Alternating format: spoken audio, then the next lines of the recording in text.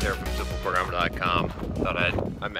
I'm in Italy, actually at the top of Mount Vesuvius. Thought I'd record a video up here. Check out the view. And you can check out the canyon view from the crater.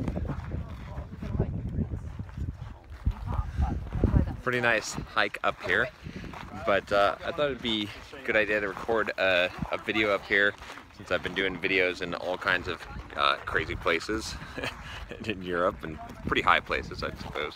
But I thought it'd be interesting to talk about something that is sort of, how can I put it? A way of living life that I think is probably the most beneficial. So if you think about it, if you look around, I mean, you can kind of see there's a lot of buildings, a lot of people that are living at the base of Mount Vesuvius, a whole lot of people. I think it was, you know, quite a few houses. I don't know what the exact number is, but I'm going to start heading back so I don't miss the tour bus. Oh, on the way. I better not trip either, that'd be bad. But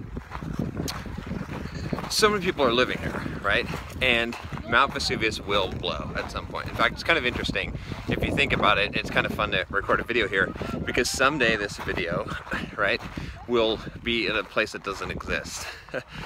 So someday, if you think about it, whatever I'm recording here is going to be blown away, and it's probably someday soon, right? I mean, eventually Mount Vesuvius is going to erupt, and where I'm standing probably won't exist anymore. It'll probably be blown off this mountain and land somewhere over there in the distance.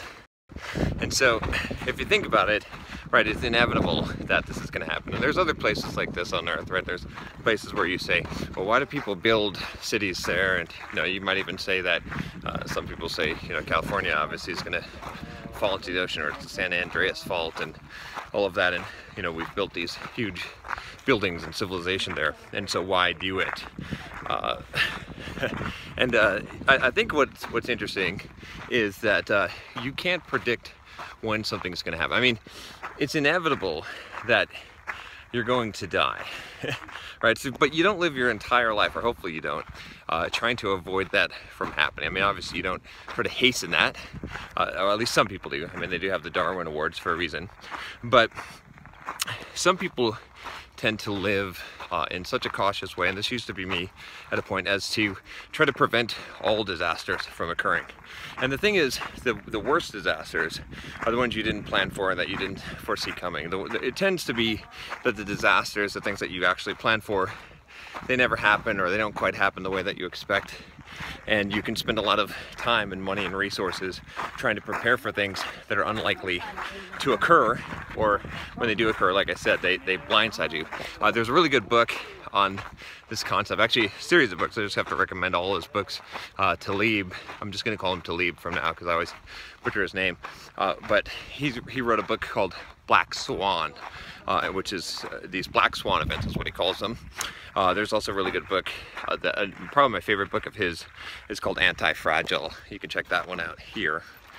So anyway, the idea is simply that the things that you try to plan for, you don't know what they are. You don't know what actually ends up happening, and what you plan for, it's really hard to, you can't plan for these kind of black swan events.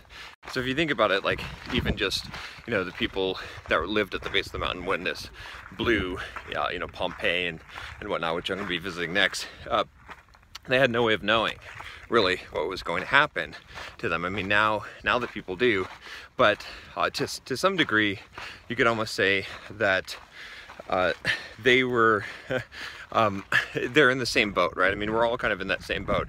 We don't know which volcano we've built our house next to, metaphorically speaking, right? We don't know what thing is going to blow up, and so that's why it's best to focus on, you know, on one, not spending so many resources on trying to prevent disaster, but trying to make yourself hardy against any kind of setback, being able to not try to prevent something inevitable from happening, but instead of having the strength and resolve to survive it and to go on, and also to just realize that as much as you can prepare for things, you never know what's going to happen, and so you might as well just live life to the fullest, and whatever happens, happens, right? Whatever comes, comes. It's a much better way to live, and it's a way to actually live, right? You know, I'll give you a perfect example from my own life. At one point, I was, you know, scared to fly in airplanes, and you know, I finally decided, you know, kind of like I said, with what I'm talking about now, that I was going to get over all the kind of fears. I was going to basically live life in such a way as though it were more of a gift rather than something that I need to hang on to. So, you know, at some point I'll have to return this gift, and you know what, I'm going to use it before I return it, right? I'm not just going to like hold on to it as long as I can when I can't even control, you know, I don't know when that library book is due. I don't have the due date on it, so I might as well just you know, read it. I might as well enjoy it.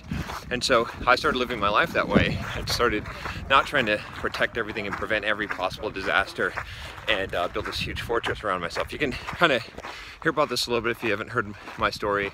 I did this talk at Xamarin Evolve conference called 5 Soft Skills Every Software Developer should know, and what it's really about is about this concept, about the concept of doing things that make you uncomfortable, and how that will actually help you to grow in your life, and taking those chances and those risks is what it's all about. So when you think about all the people that build their houses at the bottom of a volcano and you think they're crazy, it's just the difference between them and you is that is that you don't know what volcano you built your house next to, you know, metaphorically speaking, but they do. At least they're aware of it. But you know, you never know. You never know what is the thing, you know, what is the foolish thing that you're doing that you could only see in hindsight. So, you know, you might say, well, they're kind of dumb.